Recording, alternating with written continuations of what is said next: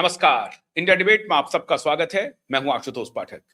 मित्रों, जब कोई ये बोलने की हिम्मत नहीं जुटा रहे थे कि 7 समंदर पार में बैठा एक लड़का एक षड्यंत्र किया है और उसके संबंध सीधे डीप स्टेट से हैं, तब मैंने पहले कहा, लोग यहाँ थोड़े से धीरे धीरे चल रहे थे कि नहीं, स्टूडेंट नाराज हो जाएंगे, पेरेंट्स नाराज हो जाएंगे, ये मामला खराब हो जाएगा, उनके खिलाफ लोग पड़ जाएंगे कि आपको नीट के पेपर लीक का कुछ आपको दर्द नहीं हो रहा है, सीबीएसई के स्टूडेंट का जो भविष्य खराब हो रहा है, आपको इसका दर्द नहीं हो रहा है। बात बहुत वाजिब है, सही बात है, वो इशू बहुत इंपॉर्टेंट है। इसको लेकर के लोग सेफ बात कर रहे थे, सोच रहे थे कि नहीं, इस मुद्दे पर अगर शिक्षा मंत्री का इस्तीफा मांग रहा है कोई, तो कोई बात नहीं है। मैंने कहा था कि शिक्षा मंत्री के इस्तीफे से इनको कोई लेना देना नहीं है, ना ही 18 लाख बच्चों से लेना देना है, ना उनके परिवार से लेना देना है, ना 22 लाख बच्चों से लेना देना है। ये खेल बहुत गहरा है और बड़ा है। अब वो सारी बातें खुल करके सामने आ गई। हम देखेंगे वो जालिब का गजल भी शुरू हो गया, जो यहाँ नामचीन विश्वविद्यालय में बड़ा ही मशहूर गाना है और उस पर डफली का राग चलते रहता है। सब इकट्ठे हो गए, अब आपस में लड़ने लगे, राहुल और केजरीवाल भी लड़ने लगे हैं। अब लेकिन भारत की खुफिया एजेंसी दिल्ली पुलिस ने वो काम किया जिसके लिए पूरी तारीफ होनी चाहिए और भारत सरकार की तारीफ होनी चाहिए। कैसे तारीफ होनी चाहिए, क्यों होनी चाहिए, क्या हुआ इस प्रकरण में, इस पर सबसे ज्यादा अच्छे तरीके से अगर कोई बयान कर सकते हैं तो उत्तर प्रदेश के पूर्व director general of police doctor Vikram Singh कर सकते हैं। विक्रम सिंह जी हमारे साथ मौजूद हैं। बहुत बहुत स्वागत है डॉक्टर साहब आपका। डॉक्टर साहब, ये लोग कह रहे थे कि ये देखिए कि अनुमति पत्र लेकर के एयरपोर्ट पहुंच गई दिल्ली पुलिस। ऐसा कभी हुआ है क्या? ये तो उनको अनुमति देना नहीं चाहिए, क्यों दे दी दिल्ली पुलिस ने अनुमति? एजेंडा क्या था सर? आशुतोष जी नमस्कार, आपके सभी सुधी दर्शकों को मेरा नमस्कार। आपने राष्ट्र हित के लिए बड़ा महत्वपूर्ण प्रश्न उठाया है, इसके लिए आपको साधुवाद। कुछ लोग जो है केवल जोकरों को, हास्य कलाकारों को, नचनियों को आगे बढ़ाते हैं, जिसमें जिनके बारे में चर्चा करेंगे वो भी उसी में शामिल हैं, जो इस तरीके के तत्वों को आगे बढ़ाते हैं। राष्ट्रहित की बात आपने की है तो उसके लिए आपको बहुत बहुत बधाई। अब हम इसकी बात करते हैं। ये जो पार्टी आई तो लोग समझते थे कि अब सड़कों पे जनता का सैलाब आ जाएगा, जनजीवन तार तार छिन्न भिन्न हो जाएगा, सामान्य जन की जीवनी और दिनचर्या अस्त व्यस्त हो जाएगी। लेकिन हुआ बिल्कुल उल्टा। दिल्ली पुलिस ने वो ट्रम्प कार्ड खेला कि इनको उम्मीद थी कि अनुमति के लिए ये जाएंगे पार्लियामेंट स्ट्रीट पुलिस स्टेशन, वहां धींगा मुष्टि होगी, वहां इनको प्रवेश नहीं करने दिया जाएगा, धक्का मुक्की होगी और फोटो ऑफ। तो दिल्ली पुलिस ने भी कच्ची गोली नहीं खेली, और फॉर दैट मैटर किसी भी पुलिस ने कच्ची गोली नहीं। तुम जिस जगह पे जिसका आज तुम सोचोगे वो दिल्ली पुलिस वैसे तमाम ड्राई रन और उनका अनुभव जो है सैकड़ों साल का है। अगर आप उसके लगा लें, दिल्ली पुलिस की जो भी नफरी है उसमें बहुत ही परिपक्व और अनुभवी लोग थे। तो इनकी फ्यूज उड़ा देना और गैस खत्म करने का सबसे बड़ा उपाय यही हुआ। ये समझते थे कि इनको एक जुलूस में एक तरीके से खुली जीप में जा करके ये जाएंगे और भाषण देंगे। तो ये तो जब हुआ तो ये मान के चलिए कि जब दिल्ली पुलिस ने दे दिया तो इनके पैर के नीचे से जमीन खसक गई। अभिजीत दीपके, हालांकि इनके माता पिता इनके बारे में क्या शुभ वचन कहते हैं सारी देश को मालूम पड़ गया। लफंगा लफंगा कह रहे हैं। इनकी माताजी ने कहा कि शुरू से ये लफंगा था और थोड़ा अनप्रिडिक्टेबल था, नॉन कन्फॉर्मिस्ट था, दोस्तों में कहता था मैं तो मुख्यमंत्री प्रधानमंत्री बन जाऊंगा। तो माता पिता की जब इतनी उज्जवल छवि है तो आप समझ सकते हैं। लेकिन इसने एक काम तो किया कि एक इसने सर्कस तो तैयार किया। सर्कस का नाम भी दिया कॉकरोच जनता पार्टी। उस सर्कस में इसने फॉलोअर्स भी इकट्ठा कर लिए। अब फॉलोअर्स कैसे इकट्ठा किए वो भी मैं बता दूं। ये बॉट कैंपेन के जरिए, और बॉट कैंपेन के जरिए बॉट कंपोनेंट अगर आप ले लें, मैं बताता हूं, इनको मिले हैं 8.6 लाख टोपिका यूएसए से, जहां की टोटल जनसंख्या ही 1.25 लाख है। 1.25 लाख जनसंख्या है, 8.6 लाख से इनको फॉलोअर मिल गए टोपिका का। इनके जो आपके फॉलोअर्स आए थे सर्कस के, उनसे जब पूछा गया भाई सीबीएसई का तुम ये बता दो फुल फॉर्म क्या है, सीबीएसई का फुल फॉर्म नहीं मालूम, इनसे पूछो टोपेका कहाँ है विश्व में, इनको नहीं मालूम होगा। नीट का पता नहीं है, नीट का भी नीट पता का नहीं। पता नहीं, नीट का इनको पता नहीं है। और अभी तो आप आगे देखिए कि इनके ऊपर पैलेस्टीन से 8.9 लाख फॉलोअर्स है, आइवरी कोस्ट से 8.9, सब 8.9 से, मलेशिया से 8.9, ब्राजील से 8.9। तो आप ये समझ लीजिए कि ये बॉट कैंपेन के जरिए इन्होंने ये फॉलोअर्स बढ़ाए हैं, क्योंकि अगर इसमें शतांश भी सत्यता होती तो इनको एक तरीके से शर्मिंदगी नहीं उठानी पड़ती जो वहां पर इन्होंने उठाई।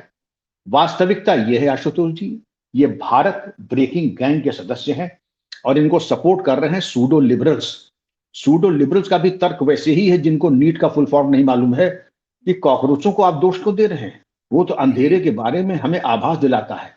तो चमगादड़ों को अंधेरे से बड़ा प्यार होता है, अगर कॉकरोचों को भी बहुत प्यार है तो आप अंधेरे में रहिए, लेकिन ये मत उम्मीद कीजिए सारा देश जो है आपके साथ अंधेरे में रहेगा और तमस में जिंदा रहेगा।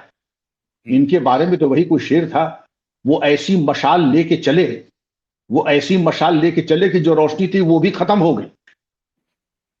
इनके जितना भी इनके पास ऊर्जा स्फूर्ति थी वो सब समाप्त हो गए। आपने देखा कि अब ये तो वहां पे 5 स्टार में बैठ करके तो काम चलता नहीं। इनके जो सौरभ दास थे, जब हीट गर्मी बढ़ी जिसमें आप और हमको मालूम नहीं पड़ता है, तो वहां पर इन्होंने मंगाया कैफे कॉफी डे से नहीं, इंडियन कॉफी हाउस से नहीं, स्टार बक्स के कोल्ड कॉफी और पीछे कोई पंखा जल रहा है। ये सामंती, आप इनकी विचार तो देख लें, तो ये तो देख लीजिए। अच्छा, इन्होंने कहा क्या था, तुम सनस्क्रीन ले आना, तुम अपने साथ संविधान ले आना, तुम अपने साथ तिरंगा ले आना, बाबा साहब की फोटो ले आना। तो एक लड़का जो लिए था बड़ा मोटा सा, तो आप लोगों में से किसी ने पूछा ये बताओ ये संविधान का, नहीं ये मेरी संविधान है लेकिन ये मेरी डायरी है, मेरे लिए उतनी ही प्रिय है जितना संविधान है, और संविधान का सारा सारांश हमने इस डायरी में लिखा है। तो भाई खोल के दिखा दो। तो उस अकल के दुश्मन ने खोल के भी दिखा दिया, एक आधा अक्षर भैंस बराबर एक शब्द नहीं लिखा था। आपका सर्कस किस हद तक मूर्खता पे जाएगा, मूर्खता पे जाएगा। मैं कहूंगा कि वाकई बहुत बड़ा सर्कस आपने दिखा दिया देश को और अच्छा मनोरंजन कराया। अब इसके ऊपर हम आते हैं, डीप स्टेट की थोड़ी बात कर लें। सबसे पहले तो ये समझ लीजिए, इसने इतने मूर्ख नहीं जितने दिखाई पड़ रहे हैं, इतने मूर्ख नहीं है। एक आम आदमी पार्टी का उदय हुआ था कुछ कुछ इसी तरीके से, अन्ना जी को ले आए और एक वही टोपी लगा के, मैं भी अन्ना हूं, सब वही मैं भी अन्ना। यहां भी शुरू किया इन्होंने मैं भी कॉकरोच, मैं भी कॉकरोच। बड़े बड़े पत्रकारों ने ट्वीट किया कॉमन है, I am to a cockroach, करीब करीब कॉमन है।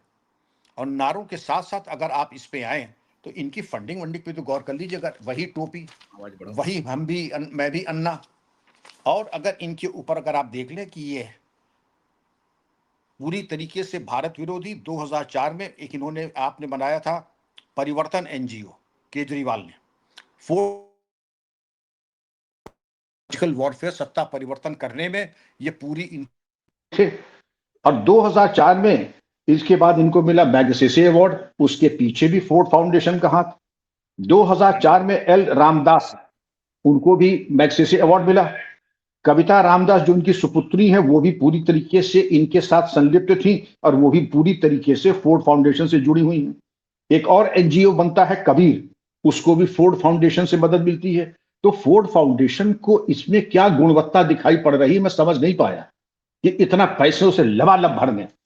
अब मामला और गड़बड़ होता है जब आप देखते हैं कि यूएस का कौंसल जनरल अरब स्प्रिंग्स में जहां पर उसने उपद्रव कराया था, वही यूएस कौंसल जनरल इस सब की गतिविधियों के पीछे भी है। और अजय नायर जो बहुत बड़े सहयोगी हैं आम आदमी पार्टी के, सौदिया के और अरविंद केजरीवाल के, अजय नायर से भी इन लोगों का अरब स्प्रिंग इनके साथ। और इन्होंने एक स्ट्रेटजी के तहत गवैयों, कॉमेडियंस तथा कथित इन्फ्लुएंसर्स, उनकी पीठ पर हाथ रख के माला माल कर दिया, क्योंकि यूथ को अगर इंपैक्ट करना है तो इनके जरिए ही हो सकते हैं। अब सवाल ये उठता है कि आपने कर तो दिया, आपने तीर चला तो दिया, आपको उम्मीद थी कि ये बिल्कुल भूचाल आ जाएगा। आप अगर न्यूज पे देखें तो एक महिला पत्रकार है, वो कहती हैं योगी मोदी और शाह के पास केवल 120 घंटे हैं, केवल 120 घंटे हैं, वो कहां भाग के जाएंगे, कहां मुंह छुपाएंगे ये मालूम नहीं। और युवराज का तो कहना था कि मैं गारंटी के साथ कह रहा हूं कि 1 साल के अंदर सरकार गिर जाएगी। आपके पास कौन से सूत्र हैं भाई जो आप कह रहे हैं कि 1 साल में सरकार गिर जाएगी? आपके ऐसा अब ये तो वही कि सरकार गिर जाएगी। हम लोग पुलिस में जब रहते हैं तो ये कहते हैं, ऐसे धमकी थपाटे जब आते हैं तो हम कहते हैं कल हम आपके जो भुजाएं उठेंगी उनको हम तोड़ देंगे, कल भूचाल आने वाला है। तो आशुतोष जी, हम लोग यही कहते हैं कि अभी तुम्हारी हालात वही है कि तुम आईसीयू में लेटे हो, एक पाइप ऑक्सीजन की नाक में जा रही है, एक पाइप खाने का मुंह में जा रहा है, चारों तरफ से लाइफ सपोर्ट सिस्टम लगा है, और तुम कह रहे हो कि कल जो है हम विप्लव करा देंगे। पहले तुम अपने पैर पे तो खड़े हो जाओ महाराज, चल फिर तो लो, शौचालय अपने दम पे तो चले जाओ, अरे 1 साल में हम सरकार गिरा देंगे।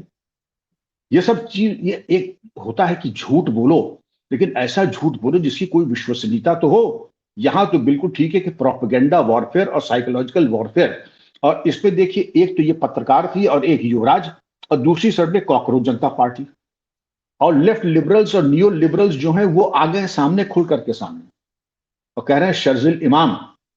शर्जिल इमाम कहां से बीच में आ गए? 5 साल से अगर जेल में है, जुडिशियल सिस्टम के चलते हुए उनको बेल नहीं मिली, वो तो कह रहे थे कि इतना मवाद फैला दो चिकन नेक पर कि सरकार उसको साफ न कर पाए, क्योंकि उसको पूरा हक मुसलमानों का है। तुम्हारी बकौती कैसे होगी? किस बेसिस पे तुमने कहा कि वहां पर मुसलमानों का हक है? कि किसने तुम्हें हक दे दिया? मैं चाहूंगा कि 3 केसेस लिख दे जाएं कि जो लोग शर्जिल इमाम की बहुत वकालत कर रहे हैं उनके बैकग्राउंड को चेक करें।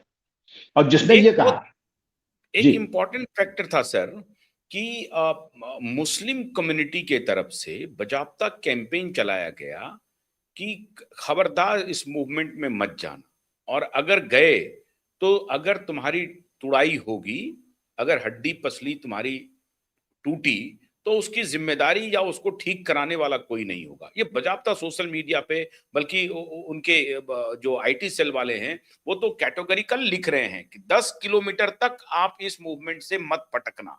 क्या वो भी बड़ा फेल्योर था इनका? क्योंकि इनकी रणनीति थी कि मुस्लिम युवाओं को भी लाओ, सड़क पर उतारो, क्योंकि वो जो जो अनएम्प्लॉयड यूथ हैं उनमें भरा हुआ है, इतने दिनों से मोदी और योगी का विरोध इन्होंने भरा हुआ है। तो उत्तर प्रदेश और दिल्ली के और हरियाणा के बॉर्डर से उनको लाने की योजना थी, जो पूरी असफल हो गई। ये कैंपेन भी चला, ये कैसे हुआ सर? पहले इसको बैकग्राउंड को समझें। इन्होंने तारीख चुनी 6 जून, और 6 जून की बैकड्रॉप में जो ऑपरेशन ब्लू स्टार हुआ था, और उसी दिन आप याद करें कि अमृतसर में भी कुछ खालिस्तान समर्थकों के नारे लगे थे। और ये जो इन्होंने कहा, ये बिल्कुल सही कहा इनका। हमारे युवराज जब बाहर जाते क्या कहते हैं? यहां वैचारिक स्वतंत्रता नहीं है, अकलियतों को बहुत दबाया जा रहा है। मैं बधाई दूंगा कि जिस इस्लामिक संगठनों ने इनकी कलई खोल दी और उनका आह्वान किया, उनको सचेत किया, उनके जज्बे मैं समझता हूं उसकी प्रशंसा होनी चाहिए, और मैं प्रशंसा करता हूं, उनको बधाई देता हूं कि उन्होंने राष्ट्रवाद का साथ दिया और इस तरीके के सर्कस को अपना आशीर्वाद नहीं दिया। आप यही समझ लीजिए कि इन लोगों ने चिकन स्नैक की बात की, इन लोगों ने शर्जिल इमाम की बात की। आप लोगों को CUET, NEET, CBSE का फुल फॉर्म मालूम नहीं है, और आप वहां आकर के अजीब विचित्र भाव भंगिमा में, विचित्र वेशभूषा में, उसकी हम टिप्पणी क्या करें? आपका तो पारिवारिक चैनल है, सभी देखते हैं।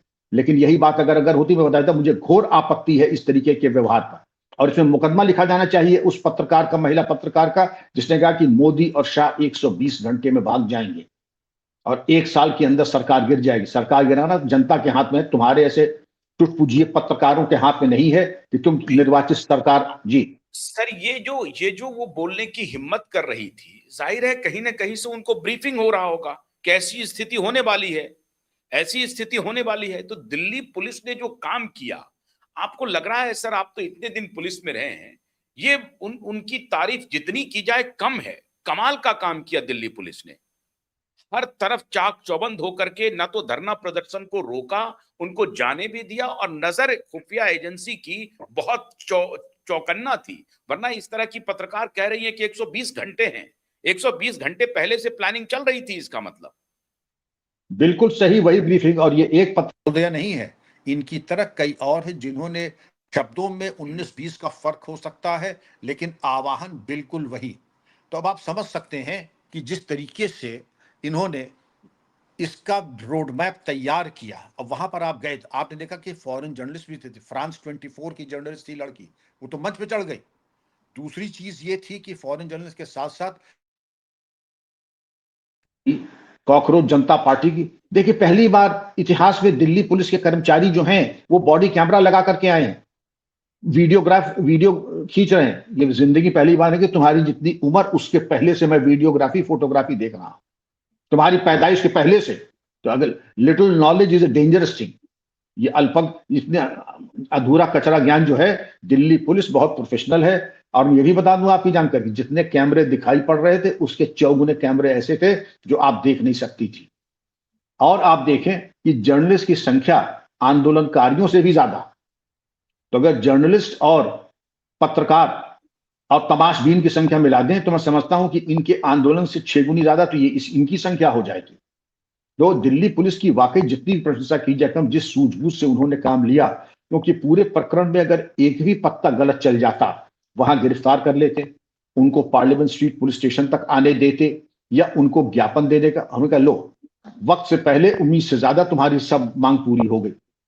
अब इनके हालात देख ले, इनका ऊर्जा का साथ बिल्कुल निष्प्राण निस्तेज।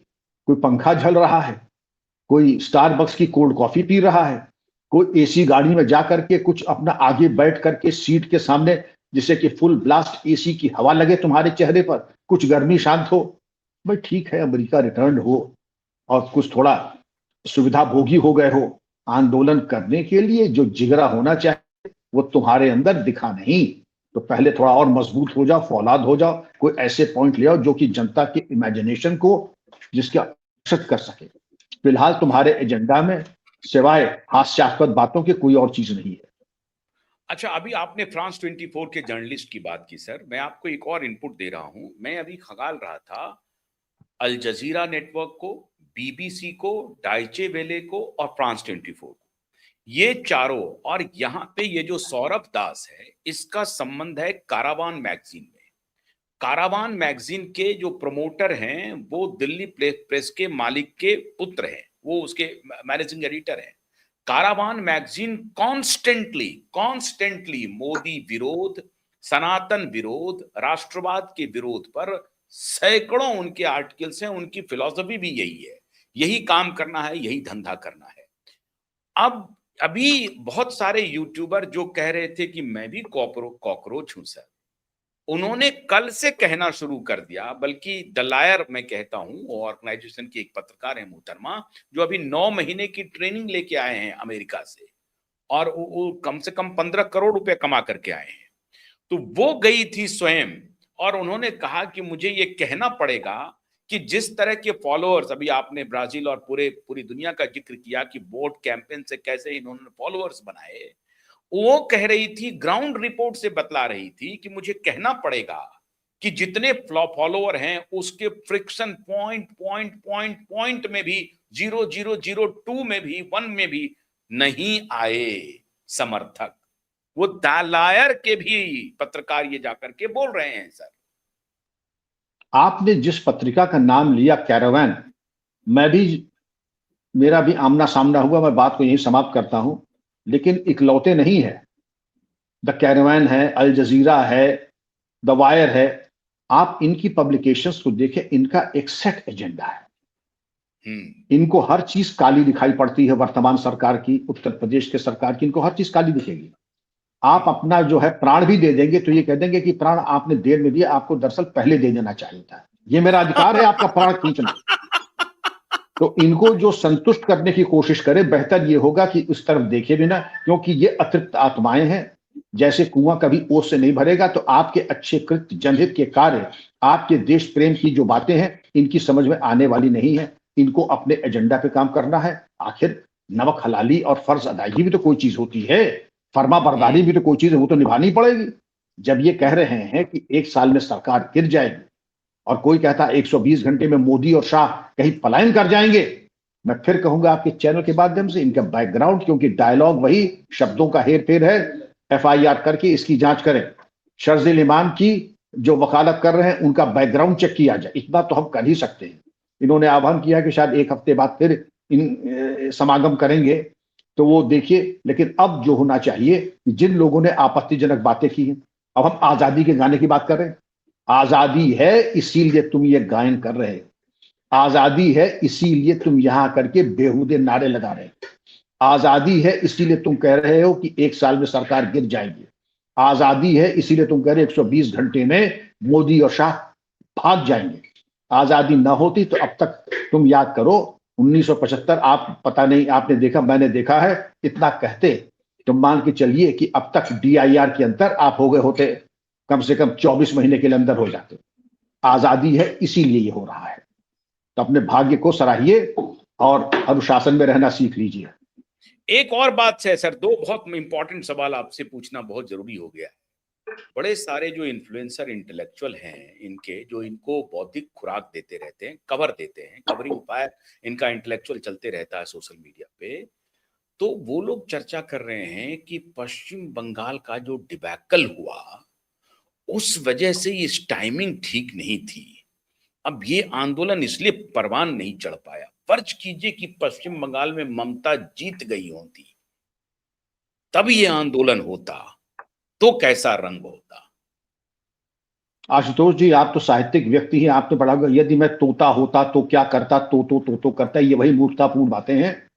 अब इनकी क्या मैं कहूं विद्वता को, इलेक्शन हो जाता तो, नाबालिग मोरनी का नाच हो जाता तो, चांद से शहद बरसने लगता तो, ये कल्पना शक्ति की उड़ाने हैं। इससे आशुतोष जी इनकी मूर्खता के ऊपर इनको आशीर्वाद दीजिए। ये दया के पात्र है, ये दया के पात्र है। ये इन्फ्लुएंसर्स कभी हार नहीं मानेंगे, जिसको कहते हैं कि जितना भी इनकी कुटाई होती है उतना ये और दिखाते हैं कि और इनमें कितना दम है। आपने देख लिया, 1 घंटे की धूप बर्दाश्त नहीं हुई, स्टारबक्स की कॉफी और गाड़ी का फुल ब्लास्ट AC याद आ गया इनको। नहीं तो फिर मैं इसको इस लंबे रूप में देख रहा हूं सर, क्योंकि ये ISI के हैंडलर की पूरी प्लानिंग फेल हो गई पश्चिम बंगाल में। सरकार बदल गई, उनका तो इरादा था कि अभी 30% अभी हमने वहां डेमोग्राफी चेंज करवाया, इसको हम 50% तक ले जाएंगे। तो वो पश्चिम बंगाल से फिर वो उन्माद उठता, और ये आज बड़ी संख्या में आज जो हमारी कम्युनिटी यहाँ पर आपने जिसकी तारीफ की, उन्होंने जिस तरह से आह्वान किया कि भाई आप 10 किलोमीटर दूर रहें, अब यही वो कह रहे हैं कि अगर पश्चिम बंगाल वो जीत गए होते तो इस तरह का आह्वान नहीं आता, उनमें हौसला होता। आशुतोष जी, टूल किट इनका जो है बड़ा अद्भुत होता है। इसमें एक जिसको कहते हैं ना एक्शन फ्लेक्सिबिलिटी।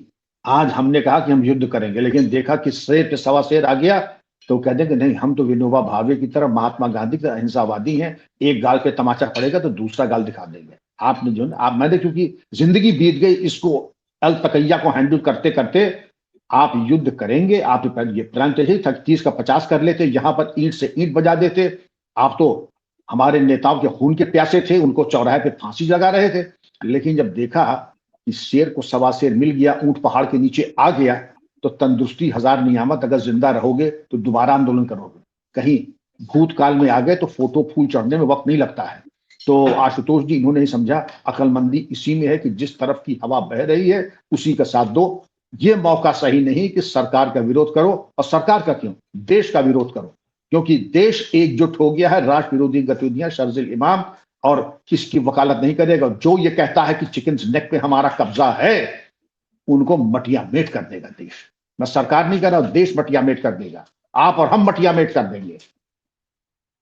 अच्छा, और आप एक बात से आप सर, जी जी एक नैरेटिव और आ गया, एक नैरेटिव आ गया। जब ये फेल हो गया पूरा आंदोलन, पूरा मूवमेंट, लोग पहुंचे नहीं और वहां पर आजादी आजादी के नारे लगने लगे, डफली गैंग पहुंच गया, तो जो टूल किट है उनको लग गया कि मामला फेल हो गया। उन्होंने कल से एक नैरेटिव नया शुरू कर दिया है सर। वो कह रहे हैं कि मोदी और शाह की पूरी प्लानिंग के तहत ये काम। आप सोचिए, जो कह रहा था कि मैं भी कॉकरोच हूं, जो 5 जून को वीडियो बना रहा है अरविंद केजरीवाल की सारे बच्चे, सारे परिवार के सारे लोग इकट्ठे हो जाओ, सड़क पर निकल जाओ, अरविंद केजरीवाल कह रहा है। योगेंद्र यादव कह रहा है कि कॉकरोच को सारे लोग समर्थन कर दीजिए, बावजूद इनके नहीं हुआ, लोग नहीं आए। तो अब यही लोग पलट के कह रहे हैं कि बीजेपी और कॉकरोच के बीच में साठगांठ हुई है और ये बीजेपी के द्वारा प्रायोजित आंदोलन था। खिस्योनी बिलैया खंभा नोचे, खिस्योनी बिलैया खंभा नोचे। अब चूंकि इनको सफेद झूठ पकड़ा गया, तो जनता के सामने कुछ तो चेहरा दिखाएंगे। शौकत थानवी की एक हास्य कथा है, निकाल के देखिएगा। जी हाँ पिटे हैं, एक साहब थे जहां जाते थे 4 जूते खा जाते थे, उनका नाम ही पड़ गया जी हाँ पिटे हैं। ये लोग उनका जिनके नाम आपने गिनाए, इनका भी वही है, जी हाँ पिटे हैं। अरे 40 साल से जनता तुम्हें कूट रही है, अरे कुछ तो शर्म करो, ऐसी बात करो जो कि तुम जनता को मूर्ख समझते हो। इन्होंने गलती क्या कि अपने को तथा कथित बुद्धिजीवी, आसमान से आकाश गंगा से अवतरित महान ऋषि परंपरा के, कि मेरे आगे कौन टिकेगा। और जब इनकी मूर्खता सामने आती है तो इनके भागने के रास्ते हो जाते हैं बंद। और कुटाई केजरीवाल की तो हमें याद है कि टैक्सी ऑटो वाले ने कुटाई कर दी, और इस तरीके की कुटाई मैं समझता हूं बहुतों की हुई, नाम क्या लिया जाए। तो अपना मुंह छिपाने के लिए और खिसियोनी बिलैया खंभा नोचे, और क्या कहें ऐसे मूर्खतापूर्ण वक्तव्य को लेकर। सबूत किसी के पास ढेले का नहीं है। आरोप लगाने में ये तो आरोप कुछ भी लगा सकते हैं। कट्टर ईमानदार, जब आपने वो टोपी पहनी थी, मैं भी अन्ना, तो आपने कहा था मैं जीवन में कसम खा के कहता हूं कभी निर्वाचन नहीं होगा, कोई पद नहीं लूंगा। शीश महल बना दिया तो कौन सा तुमने जो है सारी कस्में जो थी उस वक्त मूर्ख बनाने की थी, अब शीश महल बना लिया तुमने, वही तुम्हारी जो है एक प्राथमिकता। तो इनकी हम चर्चा न करें, क्योंकि इन पे विश्वास करना इसी तरीके का ऐसे तत्वों के ऊपर, जैसे मान के किसको मैं कहूं, संसार में सबसे फरेबी 100 जब खत्म हुए होंगे तो इनमें से एक पैदा हुआ होगा। नेपाल बंगाल की जो इनकी तमन्ना है, ये तमन्ना खत्म हो गई या तमन्ना बरकरार है? क्योंकि राहुल गांधी कह रहे हैं कि सरकार जाने वाली है, और एक दिन के बाद 7 जून को इन्होंने पूरे देश भर में कांग्रेस के कार्यकर्ताओं ने सरकार के खिलाफ प्रदर्शन किया, नीट को लेकर के, सीबीएसई को लेकर के। खैर वो अपोजिशन पार्टी के लोग हैं, उनको करना चाहिए, वो करें, कोई बात नहीं है। लेकिन क्या उनका वो ये वाटर टेस्ट कर रहे थे क्या कि ये इनको इससे ज्यादा आगे बढ़ने नहीं देना है और ये पूरा मूवमेंट हम ले लेंगे, और 1 साल का जो उनका टाइम है बंगाल, नेपाल और बांग्लादेश बनाने का, तो वो अभी तमन्ना बची है या खत्म हो गई सर? जो नमूना सामने आया, वो जो इन्होंने तलवार म्यान से निकाली, 1 साल में जो है सबकी गर्दन कलम कर देंगे, तो जब तलवार का इन्होंने मुठ पकड़ के बाहर किया तो मालूम पड़ा कि उसमें जो नाटक मंडली के लकड़ी का खंजर होता है उसको दीमक खा चुकी थी। जब उन्होंने खोला मूठ से तो उसमें सिर्फ जो सड़ा हुआ बुरादा होता है वो बुरादा निकला। अब वही है, उस सड़े हुए बुरादे से ये चल रहे थे, ये उम्मीद कर रहे थे कि क्रांति ले आएंगे, नेपाल बना देंगे, बांग्लादेश बना देंगे। तो वो तो दिल की अरमा आंसू में बह करके रह गए। इनके अब कुछ बचा वचा नहीं है। लेकिन बेशर्मी की पराकाष्ठा जब होती है, कोई नया या इस तरीके का ये शगुफा छोड़ेंगे, इसमें मुझे कोई संदेह नहीं। आपने देखा होगा कि किस तरीके से ये पैतड़े बदलते हैं, तो फिर कोई नया जो है शगुफा लेके आएंगे। तो आशुतोष जी, आज्ञा है। बहुत बहुत शुक्रिया डॉक्टर विक्रम सिंह जी, बहुत बहुत शुक्रिया आपका, बहुत बहुत शुक्रिया। धन्यवाद। Thank you. ये थे डॉक्टर विक्रम सिंह, जो खुली तौर पर उन्होंने बताया कि कैसे वोट कैंपेन के जरिए इन्होंने नकली फॉलोअर्स तैयार किए सोशल मीडिया पे, ब्राजील से, मलेशिया से, अन्य देशों से, पाकिस्तान से भी, बांग्लादेश से। तो एक कैंपेन चलाया और वहां से फॉलोअर तैयार किया, और इनका 20 मिलियन का फॉलोअर हो गया, और उस 20 मिलियन के फॉलोअर का 0.00 में भी इनका जंतर मंतर पर कुछ नहीं पहुंचा। तो ये मामला पूरी तरह से फुस हो गया और डीप स्टेट एक बार फिर नाकामयाब हुआ। अब दूसरी इन्होंने नैरेटिव शुरू कर दी है, वो नैरेटिव भी फुस हो जाएगी। लेकिन आज मैं फिर कहूंगा कि सरकार को जो नीट और सीबीएसई को लेकर की जो गड़बड़ियां हैं उसको फौरन से पेशतर दुरुस्त करना चाहिए। बहुत बहुत शुक्रिया, नमस्कार।